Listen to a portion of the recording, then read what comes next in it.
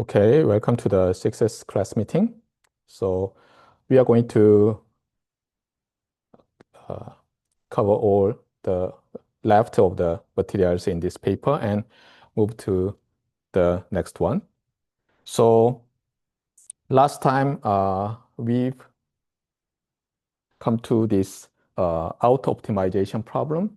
Now without any W of T or W of T vector. So it's a single objective optimization problem with power constraint. So let's take a careful look at the constraint. And this constraint is already converted to by introducing A of F to simplify and convert the problem to another double optimization problem. So here, as I wrote, the A of F is defined as the vectorized Fourier transform of the transmit waveform, norm squared. So if you think about the frequency offset F that ranges from negative 1 over 2t to positive 1 over 2t, you have some non-negative function, A of F, and its integration after proper scaling due to the correlation of the data symbol becomes a kind of transmit power A. Got it? So A of F times some M of Ft must integrate to capital A. One of the reasons why we introduced A of F is that we are going to, as I mentioned last time, further partition the constraint set into S of F having the same A of F. So this subset may have some A of F. That subset may have different A of F. That may have another different A of F, even though they are all satisfying A of F times M of Ft properly scaled and integrate to capital A. Got it? So this is the set of all possible S of F. Among them, these elements inside this bigger subset satisfies the power constraint. And among these S of F, we further group them having the same A of F, same actually energy spectrum of S of F. Got it?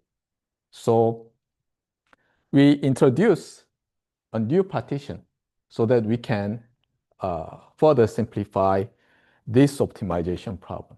So as I told you, even though I didn't do it around a quarter century ago when I wrote the paper, actually we need one more step that introduces a partition like this and convert this auto-optimization problem as what?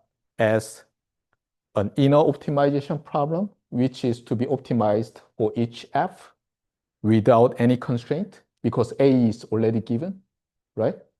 So actually, properly speaking, here we have subject to A of f equals sf squared. Got it?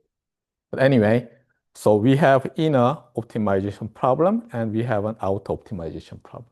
So assuming we are given A of f that satisfies this condition, we are minimizing this one by properly choosing S. Got it? And then we optimize A. Got it? So we focus only on the objective function and constraint of these integrants. And interestingly, by dividing this factor quadratic form S summation CS as what? By multiplying and dividing A of f, we have what? Because A of f is given, we are assuming, right? This integrand is minimized by maximizing this Rayleigh's quotient. As I told you, this Euler is wrong, Rayleigh is correct. And since C of f is assumed to be positive definite, I believe, semi-definite, but it's actually kind of positive definite overall, but anyway, semi-definite, we have what? This value is bounded by 0 and more tightly bounded by the minimum eigenvalue of C of f and upper bounded by maximum eigenvalue of the matrix C of f. Since we are minimizing this one, we want to maximize, which means that at each f, we must choose the eigenvector that corresponds to the maximum eigenvalue of C of f. And this maximum eigenvector is named V max of f. At each f, you have eigenvector V sub max. Got it? And we substitute them, and the outer optimization problem of this one now becomes what? Minimization over A of f, integration of like this. Got it?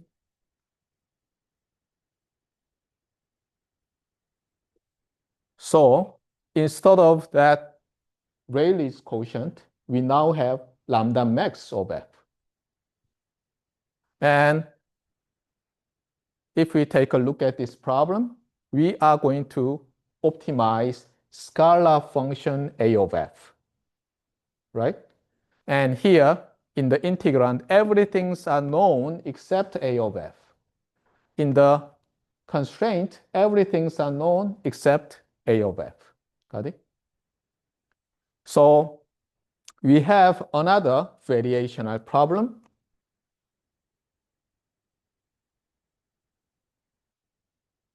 where we want to find a function of real number A, which is from the Nyquist zone to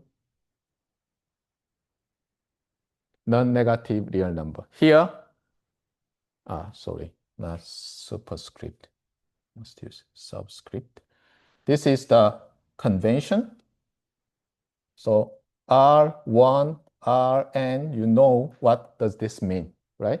The set of real numbers, the set of real entropers. Now, if you put plus, then all non-negative reals. For example, if you put plus for R squared, what does that mean?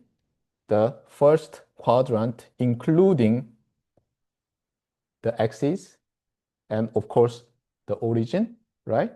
If you have R plus plus, it's what? It's strictly positive real numbers.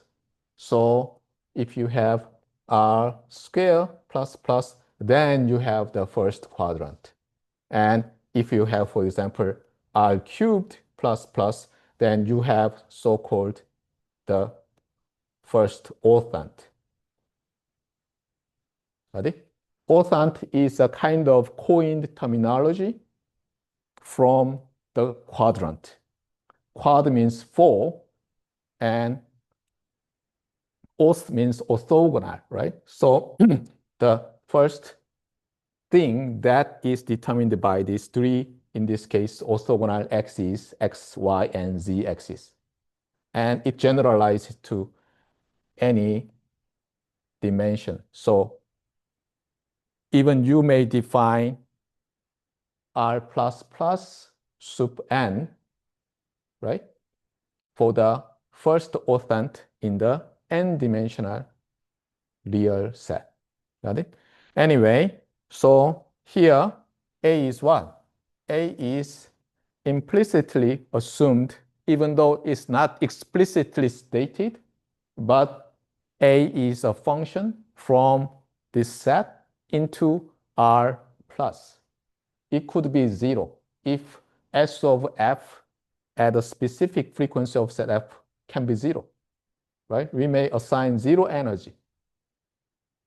Anyway, it satisfies this one. So we need to solve this problem, and you've never seen any problem like this, even in the introduction to optimization, continuous optimization. Why? Because it apparently looks like a variational problem, which is usually not taught in the introductory undergraduate optimization course. However, in many cases, so-called delta method you used when you study the introductory calculus works. You divided the interval into non-overlapping subintervals and introduced so-called in calculus upper Riemann sum and lower Riemann sum in order to define the Riemann integral. When the Riemann integral of a function on a finite interval exists, the upper Riemann sum and lower Riemann sum, when their partition of the integration interval becomes more refined, then it monotonically decreases. This lower Riemann sum monotonically increases. If their limits are the same, then the limit is called the Riemann integral of the function on the interval, right? And when you calculate the upper Riemann sum and lower Riemann sum, what do? You divide the integration interval into very small subintervals, non-overlapping, but when they are unioned, it becomes the original integration interval. Very similar to what I did in the previous double minimization problem conversion. Here, we have a partition of the constraint set. And in your Riemann calculus, you had a partition of the integration interval. And if you further divide given partition so that the maximum length of the previous partition and the maximum length of the next partition has strict monotonic decreasing thing, and their maximum length converges to 0, then it is called the refinement of your intervals. Got it? So we do almost the same thing. So whenever you see this type of very easy calculus of variations problem, just view the integration as summation of the integrand evaluated in the middle of or in the maximum or in the minimum of the subinterval, which you obtain by dividing this integration interval. Got it? So this is the easiest problem in calculus of variations to solve.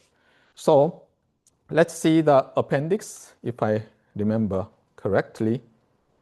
Yeah, so we divide the integration interval into n equal length subintervals. Here, the equal length is not necessary.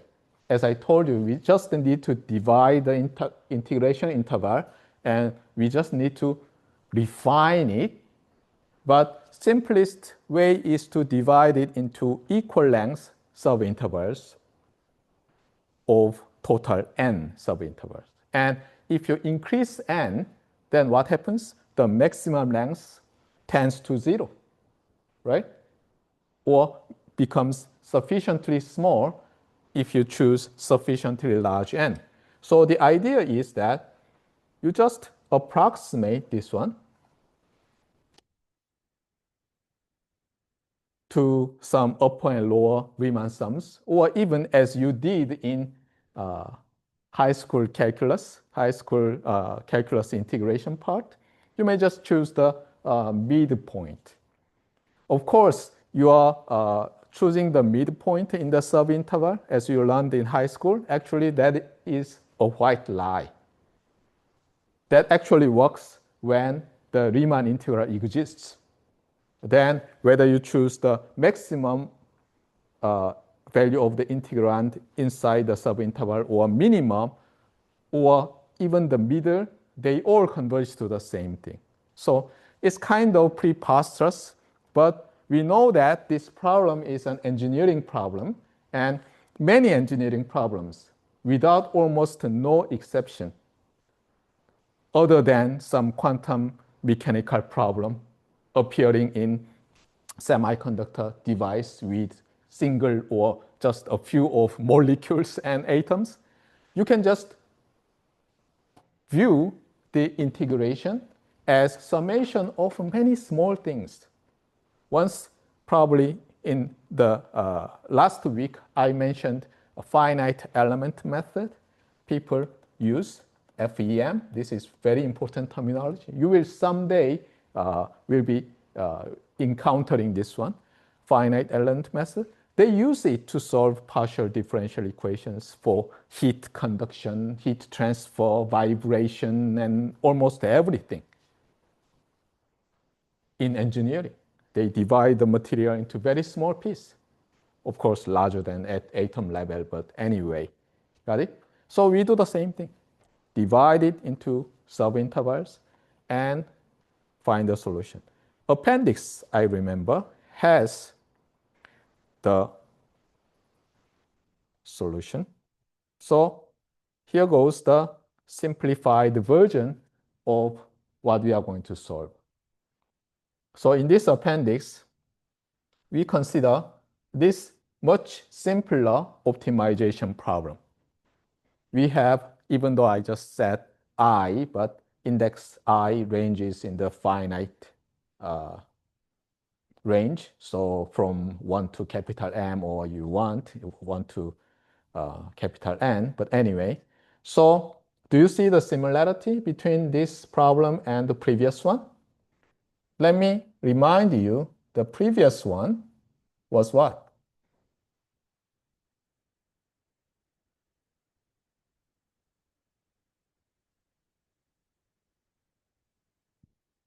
Let me see. There was some of 1 over t somewhere.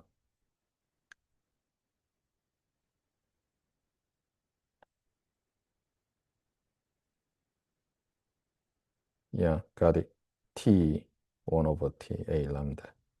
Okay, looks complicated. Let me capture this. Oops.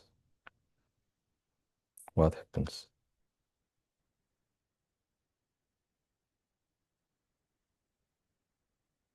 Is it Windows Shift S for screenshot?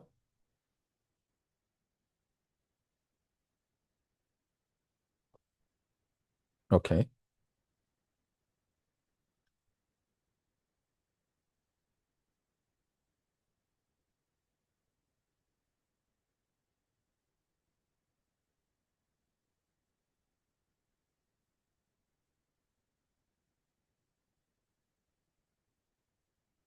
So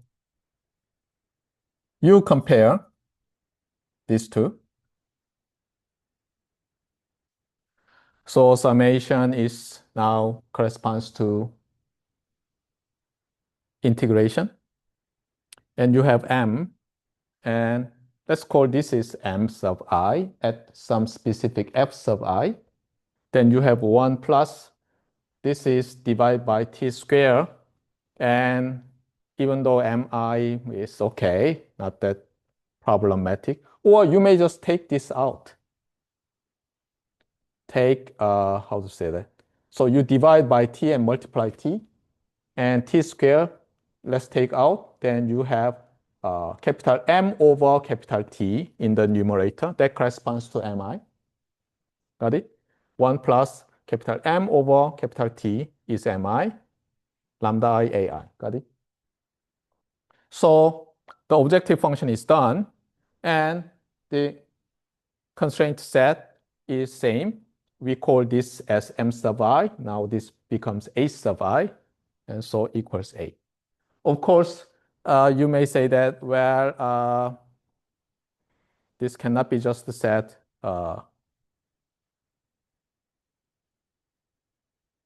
Yeah, if we divide the interval into M, then we may have this one approximated 1 over Nm, 1 over Nt, something like that, right? Because integration, say that.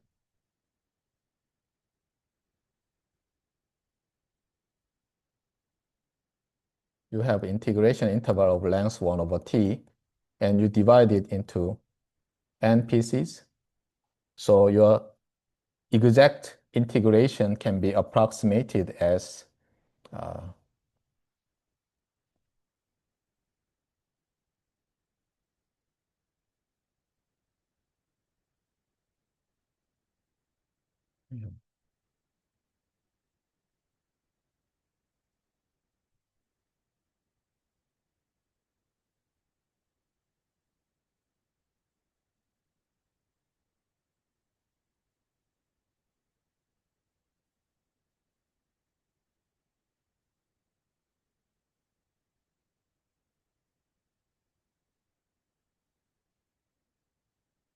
something like this, right?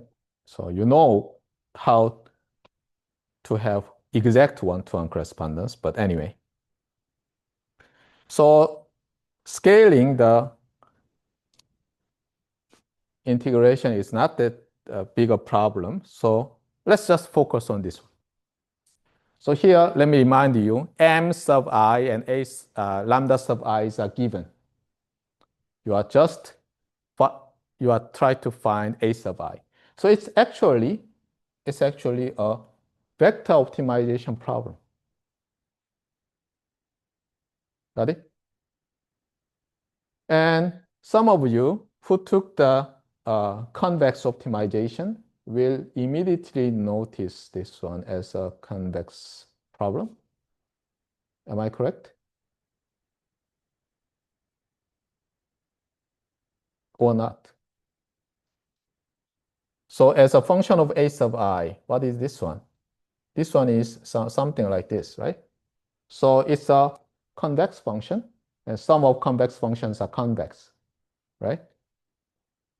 Even though you say that, why is this convex? But actually, you can view this one as A vector inner producted by E sub I, which means that length n, if we divide the integration interval into capital N intervals, E sub n for the nth. So let me say E sub I. Right? So in the ith location, it is 1, all the others 0. So as a function of A vector, this integrand is a convex function. And you have a convex function sum, so it's convex for A. So actually, you can find, at least numerically, if you cannot find the exact solution for this optimization problem. Here, we are going to derive the optimal solution because that is not that difficult. If you have derived the water filling solution in digital communications, then the procedure to derive the optimal solution is exactly the same. The trick is that actually not many students 100% derive the water filling solution himself or herself. That's the problem. They say that, okay, here comes very simple solution in, for example, some authors' digital communication. Okay, obvious. And in information theory, the solution, okay, it's obvious. But actually, it's not obvious because water filling solution also has non-negativity constraint, which is implicit. And properly speaking, you have to use Karush-Kuhn-Tucker condition, not just Lagrange multiplier only. So you have KKT multipliers as well as Lagrange multipliers to find the solution. So you need complementary slackness and everything. However, there are some resource allocation problems that must allocate a non-negative resource. In that case, many problems, a group of problems that has equality and inequality constraints at the same time can be simply solved by just introducing Lagrange multipliers for your equality constraint and then properly taking the positive part of the solution. That's why you have so-called this function. What is this one? Sometimes we put plus in the superscript, sometimes subscript. But what does this mean? This is actually the same as famous ReLU. You usually use these cases. So if input is x, this is called the positive part of x is what? Looks like this. So it's a rectified linear unit. And this ReLU has, of course, an analytic form like this using the absolute value sign. And also, sometimes you need this one so that you either choose x or 0, depending on which one is bigger. If x is positive, output is x. If x is negative, output is 0. If x is 0, output is 0. So exactly the same shape as the value you have. Got it? So let me repeat. There are some resource allocation problems with positive resources. So as I told you, this needs to be put it here, right? So you have equality constraint and inequality constraint. However, you just ignore this one. Actually, you cannot ignore, right? And you just try to solve the optimization problem only introducing the Lagrange multiplier. And you derive the solution. And somehow suddenly you say that, hey, I should have derived the positive solutions only, non-negative solutions only. Then you put this ReLU. Done. That's the idea. So if you are curious why this is correct or wrong, you may ask some LLMs. Their answers may not be that satisfactory, but you may write your own small report that can be used as your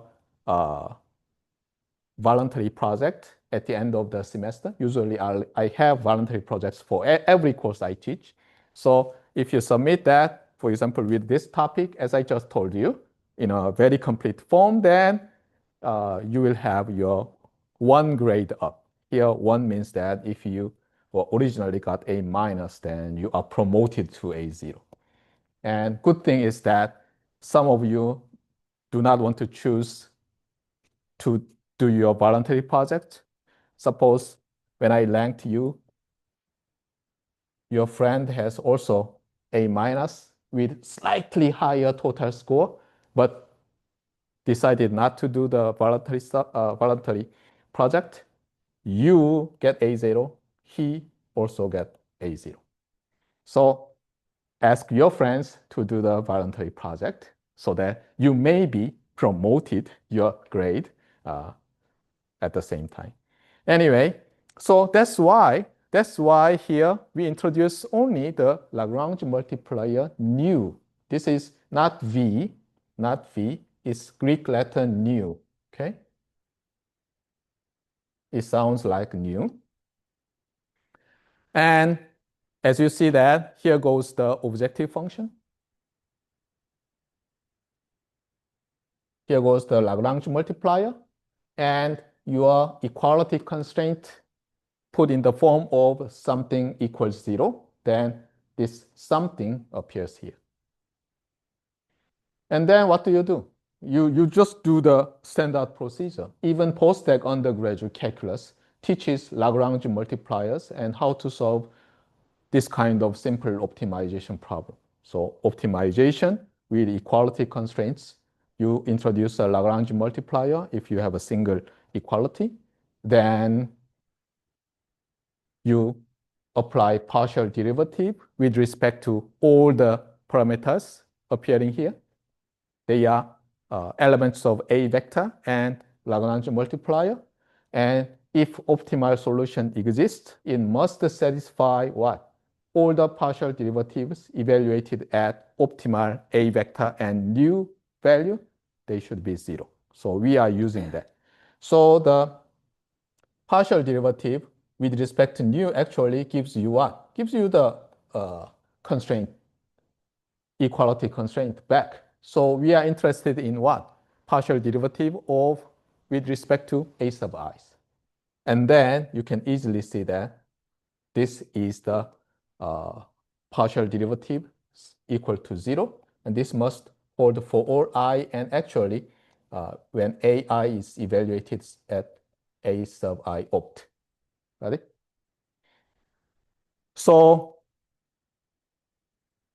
we want to find A sub I. And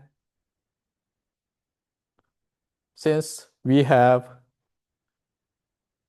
what square and you put it here and take the square root, and you have nu tilde minus 1 over square root mi lambda I times 1 over square root mi lambda I, where we have nu hat, is it nu tilde? Nu tilde is 1 over square root nu. Got it? And as I told you, this is not the solution we are seeking because we have actually non-negativity constraint on A. So suddenly, if I just remembered, I put, okay, we need the positive part. Since this is assumed positive, it takes out, and we have this solution. And here, nu tilde opt must what? Satisfy. Here we have second condition, and first is this one, right? The nu tilde opt is the value when this is plugged in here, that satisfies the equality. So we eventually have what?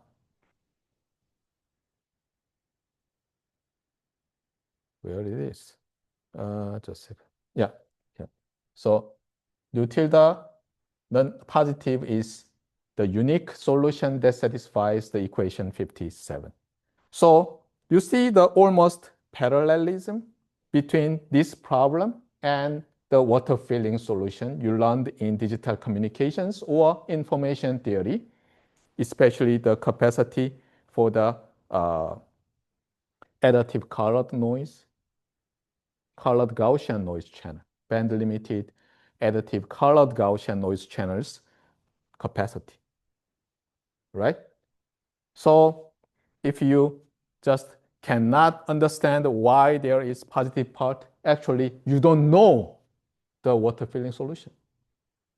And you don't want to be the communications major graduate, PhD, or master student who just do not know how that famous solution is derived. So you work on it and understand every step and which one is just hand waved in most of the textbooks and classes. But you know that, notice that, and also apply the same idea to find the solution to this one. So far, this one is just for what? When we have finite sum. Now we are extending this solution to our original variational problem. And then here we go. After proper scaling, you have A opt. What was A opt? A opt was defined as S opt of F, norm squared. Got it? So your energy density of the signal. Be careful. If this axis is y-axis, you have S of xi, then if it looks like that, then what is this one? You take some offset f and sample with what? With interval 1 over capital T. And then you collect the energy here, there, actually. Energy density, right?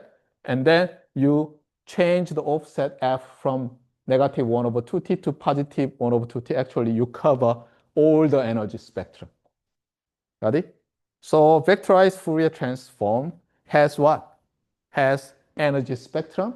That is the summation of energy spectrums with equal spacing by 1 over t. Got it?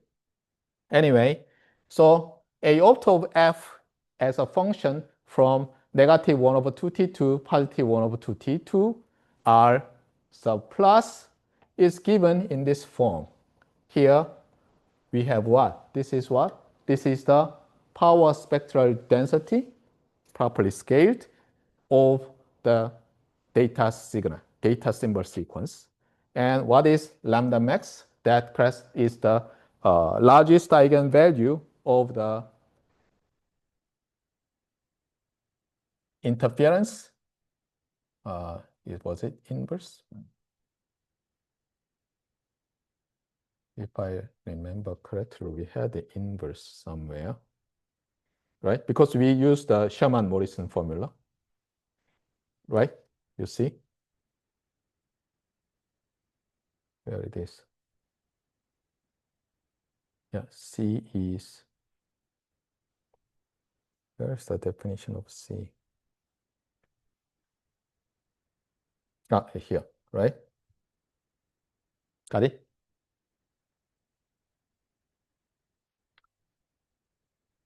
And this nu must be chosen, this level, kind of water level, must be chosen to satisfy the power constraint.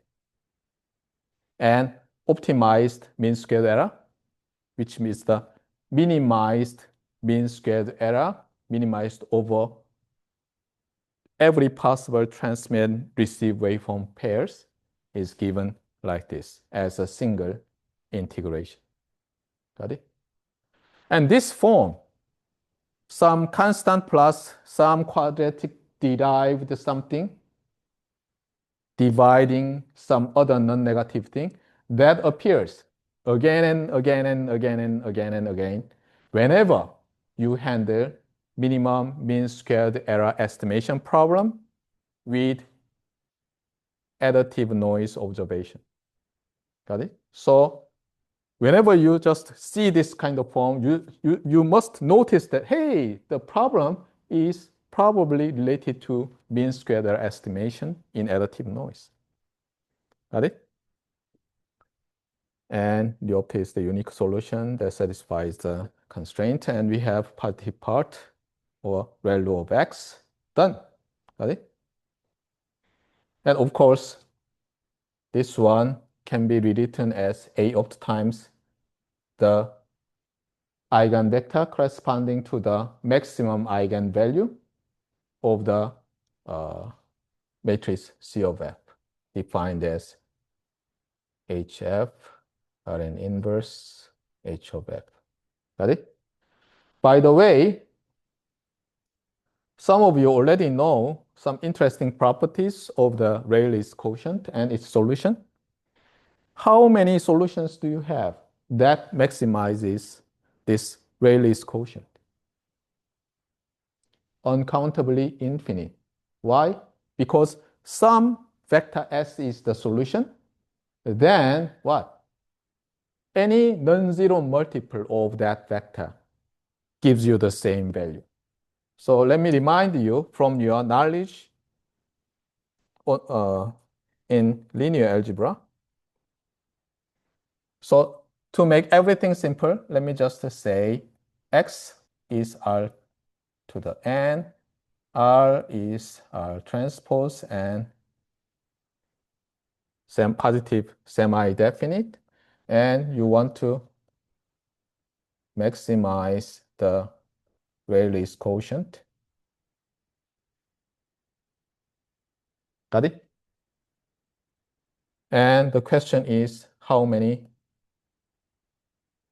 solutions? And your answer is, to make everything simple, let's say that this is strictly positive. So positive definite, how many solutions? Still uncountably infinite.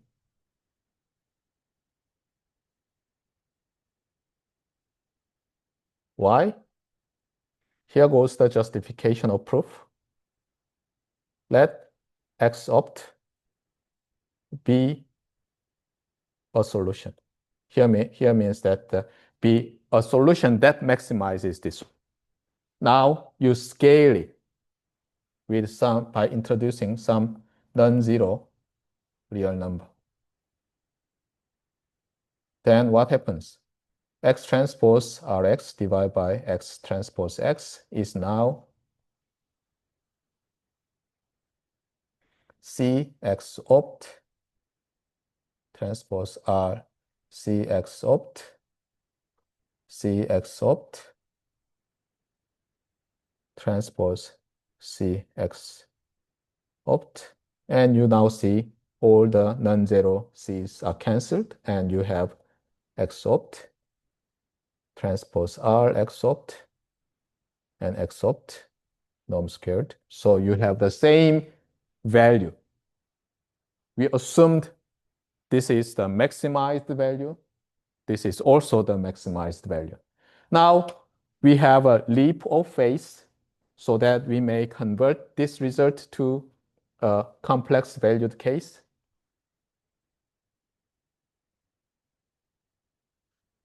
Then what will happen? Any non-zero complex multiple to an optimal solution is also an optimal solution. The problem is that we already properly scaled. So here only occurs the not just non-zero any multiple, but just unit value, but unit norm complex number, which is what? Phasor. So which is a complex number on the unit circle. So any f of f, so for each frequency offset f, you may introduce any phase. Why this is so? In the transmitter, the vectorized Fourier transform of your transmit waveform at some specific offset f may have different phase. Then it passes through the channel. When received, receiver counter matches, then they cancel out. So it's like you twist the right-hand side, then receive waveform left-hand side, something like that. So in terms of the mean squared error at the output, it doesn't affect. However, here goes the very important part, because some of you are designing the waveform in the transmitter. This phase choice of the phase function theta of f may significantly affect your performance metric, not appeared here, but still needs to be taken care of. For example, by choosing f of f as a continuous function, you may improve the peak to average power ratio performance metric. Because usually sudden change of phase makes peak to average power ratio very bad. Got it? So even though we are only interested in mean squared error performance here to actually make everything simple, sometimes you not only consider receiver performance metric, but also consider transmitter performance metric. In that case, your implicitly important problem is what? A multi-objective optimization problem. And as I told you, it's hard to solve. And sometimes, even though you solve, you only end up with a Pareto optimal pair of the performance metrics, which means that still you cannot claim some design is better than another design without introducing some other criterion. So it's not that simple. By the way, here, before I move to the next numerical section problem, let me again emphasize the multi-objective optimization problem. So as I told you, suppose this is the TX metric performance, and assuming that the lower, the better, and this is RX receiver performance metric, like mean square error, for example.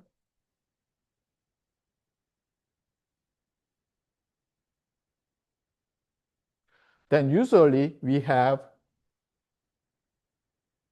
a convex set where every naively and optimally designed, in this case, so this is, let's say, PAPR, there's P, and this epsilon, 0, 0, okay?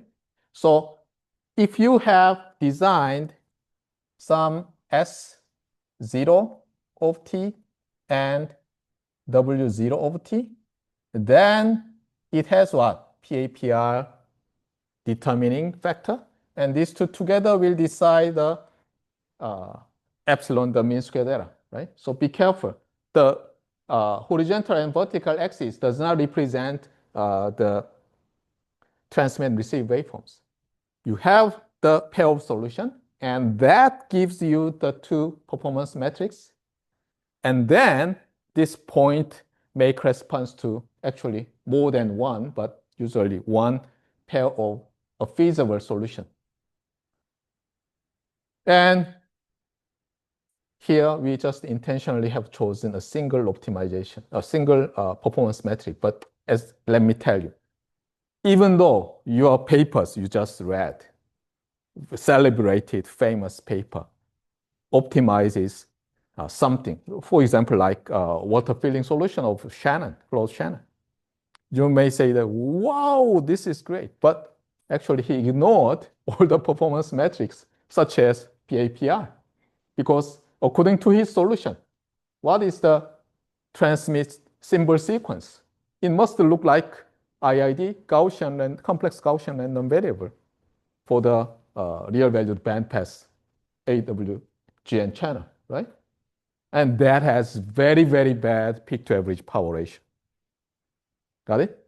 So actually, there are a series of papers introducing those constraints so that we have better solution. Anyway, so be careful. If you lack of knowledge on multi-criterion or multi-objective optimization problems, you are a lower grade engineer. If you want to claim you are a good engineer or higher grade engineer, you must have at least infinitesimally small but positive knowledge on multi-objective optimization. And this is now you are living in the world of great YouTube, right? So search for what is multi-criterion optimization or what is multi-objective optimization. Probably there must exist more than 100,000 or probably more than 1 million times cited YouTube videos. View it. If it's too low level, then move to like more constraining, like, okay, some university. Then you will see a better, a more rigorously explaining video clip. Study that. And also try to find some course material from some universities. Got it? Anyway, so here, theta of f doesn't matter for our solution. However, it's important in reality. Got it? Anyway, numerical results are carefully chosen so that the performance looks amazing. So sometimes in some channel, you may not have these amazing results. then when do we have good results? That is actually subjects of other papers listed in our reading list. But let me just show you. So suppose you have a very strong data-like interference. Here, data-like may mean a lot, but usually data-like interference means that as in cellular system. For example, GSM, long ago, CDMA. Same frequency band is shared by this cell and adjacent cell and some further cell. But due to the radio communications nature, you have interference from other cell. And this signal follows the same standard as our desired signal. So it may have, in CDMA case, it may have the same chipping rate. It may have same statistical property. Here, data-like means same cycle period. So we assume that the interference has the same cycle period as our symbol time.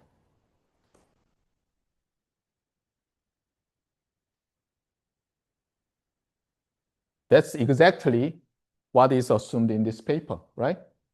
In the transmitter, we have what? Impulse modulator that generates impulse at every capital T.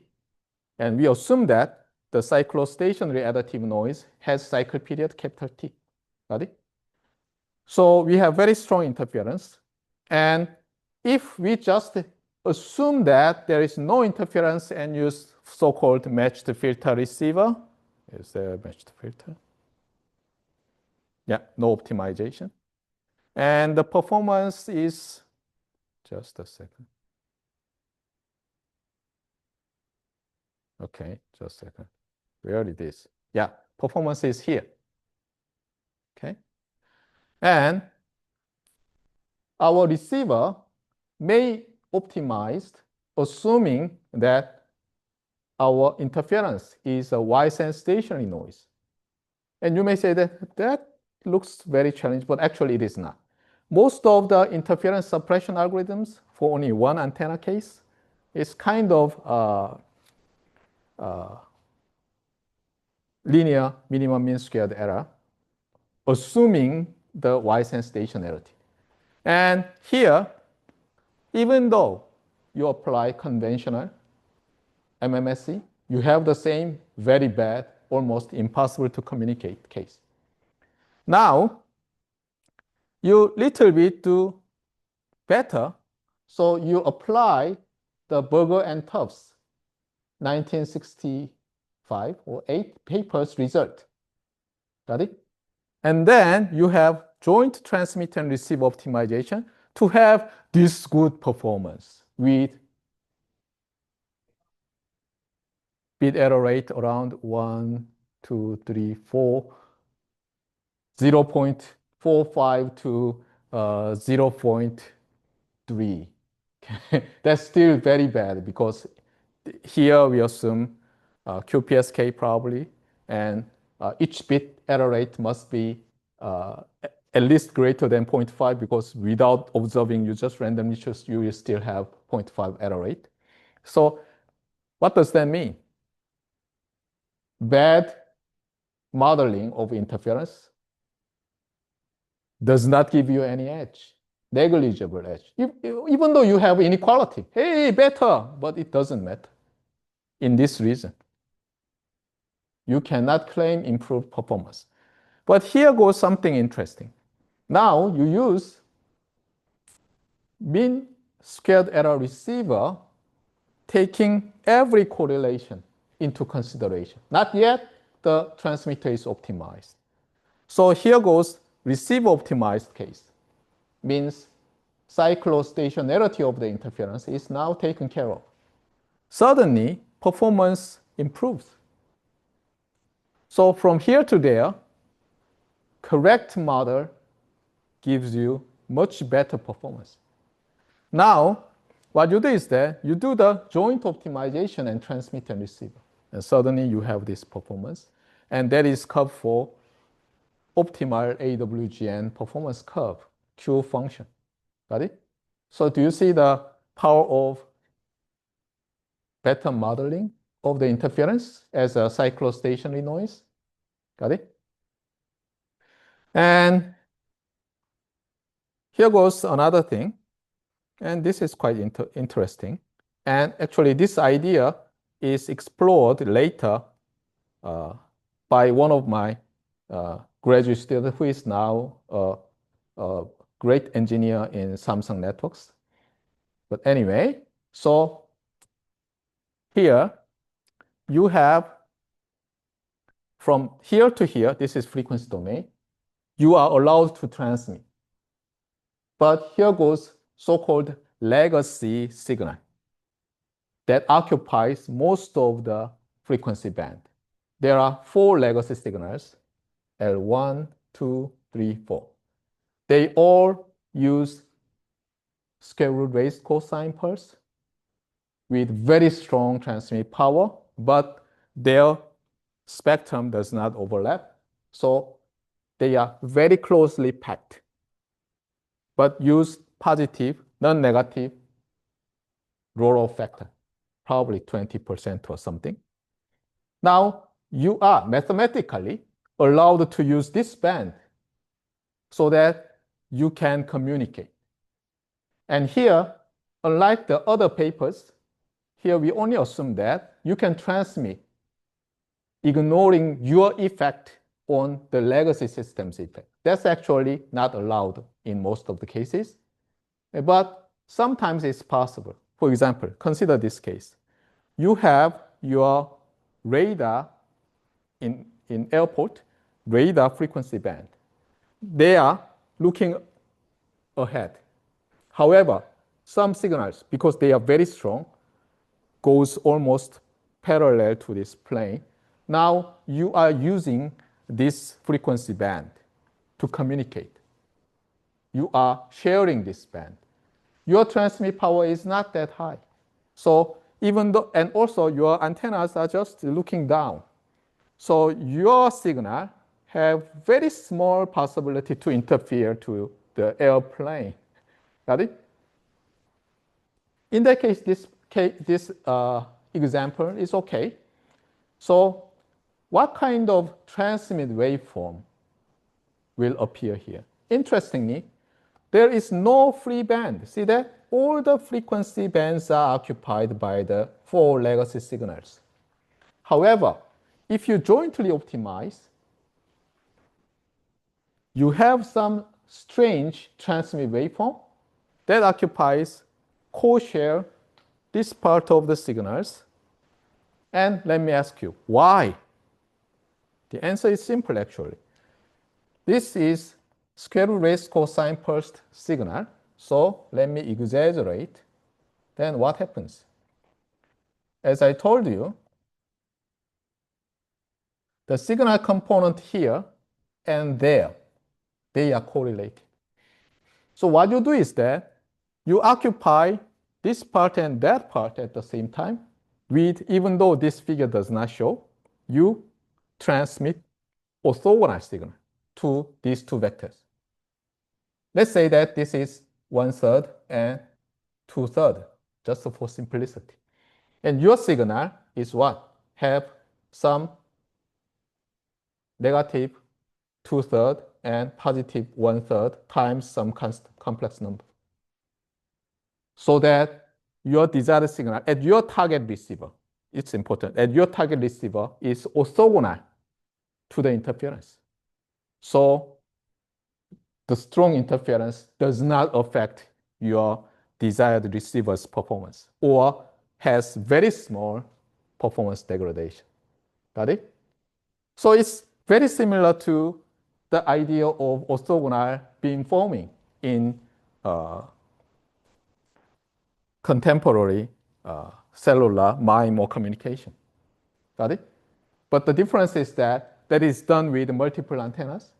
And here, this is done without multiple antennas. You can extend this result with multiple antennas. And extension is actually straightforward. Too simple. And even I never thought about publishing this result, in extending the result as a multi-antenna problem. But if you really want one more paper, do it. Got it? Anyway, so we are running out of the time. So let me be quick. Do we have one more example? Yeah, this is a little bit controversial because I kind of tried to do some two-person game. Probably some of you are interested in Nobel Prize awards ceremonies in every December or October, I don't remember. But at that time, John Nash got a Nobel Prize in economics. And his work was related to multi-person non-cooperative game. And I wanted to apply this idea for that situation, but failed actually. But I just applied this one as a kind of two-person game. So it's like you have a single frequency band, and there are two users who wants to communicate two different receivers. So actually, it's now called X channel. So you have TX1, TX2, RX1, RX2. Got it? So the transmitted signal affects not only your desired receiver, but also unwanted receiver. And one of the ways to solve this one, information theoretically, is now well documented. But here, I just wanted to do very simple thing. They take round robin to optimize their pair of transmit receivers. So they start from, for example, same pulse, SRRC. And receiver transmitter 1 and transmitter 2 pair, receiver 1 pair, try to optimize their transmit receive waveforms. Probably they designed it this way to orthogonalize. And they have, for example, very good performance. The problem is that their performance is improved, but not these guys. So in the next round, transmitter 2 and receiver 2 pair tries to optimize. And as you see here, this is the iterations or rounds. And they start from here, almost 0 dB, because they are too strong to each other. But suddenly, single optimization gives the edge to the pair 1. And then, after just 2 rounds, they are stabilized.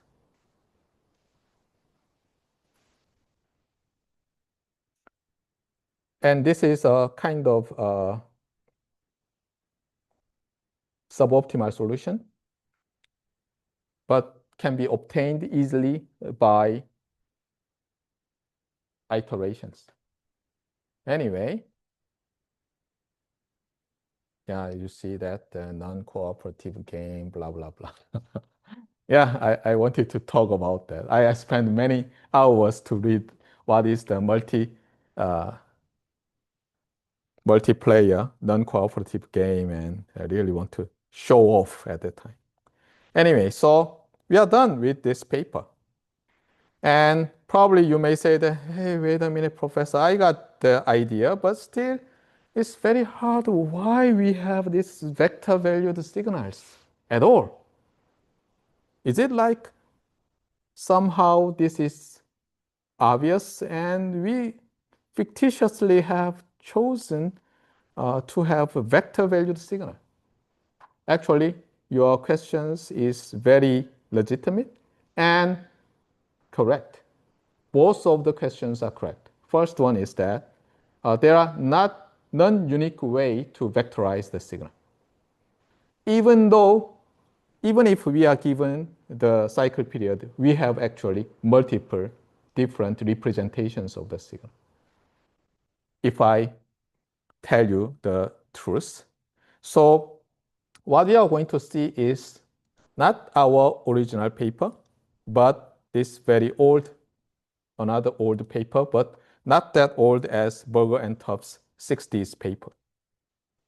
And that is when published when I was a toddler. Got it? So we are going to study this paper, but not every part, but two subsections entitled as harmonic series representation and translation series representation. Where it is? Here's somewhere. Yeah, got it? And the most important figure is this one. This is so great figure. And if you understand this one well, then you are not only understanding cyclostationary random process, but also you understand some very interesting part of signal processing. Even though we are talking about random processes, which means that signal has uncertainty, and its uncertainty is modeled statistically using probability theory. But still in many signal processing society, this modeling uncertainty using probabilistic model is not that popular. They just want to have non-Bayesian, so-called classical estimation model, where they just say that, hey, something is just unknown. But still, interestingly, they have the counterpart to cyclostationary random process. It's amazing. So you will see, not only see this structure in cyclostationary society, but also see something like this. Suppose you have a signal, just a deterministic signal, that is generated by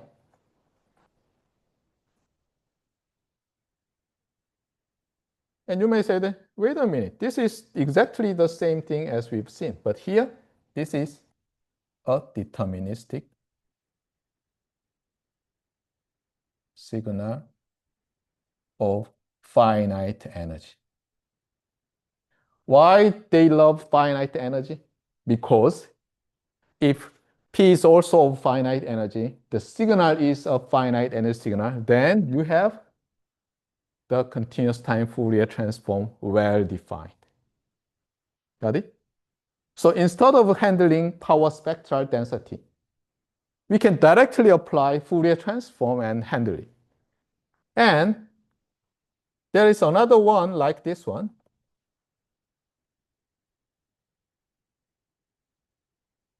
After we extend.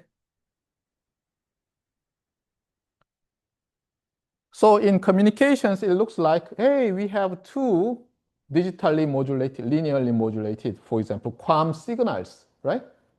First QAM signal, second QAM signal with different waveform. But still in signals processing society, they may say that, hey, we have a class of deterministic finite energy signal. Each element is named X and has this form given P and Q and finite energy discrete time signals A and B. Then you can well define a class of signals, right? So here is the set of all finite energy continuous time signals. And you have some set omega 1, set omega 2, right?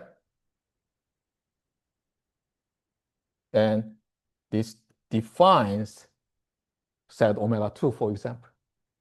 Got it? There is no cyclostationarity because nothing is modeled random. However, they are very, very closely related. So once I started extending, applying my ideas, especially with improper complex cyclostationarity, extended to some deterministic signals. And the students really wanted to graduate just, so yeah, half done. So if you, many of you are my graduate students, you have interest in them, and tell me, okay? We have half-written papers even. Anyway, that's all for today.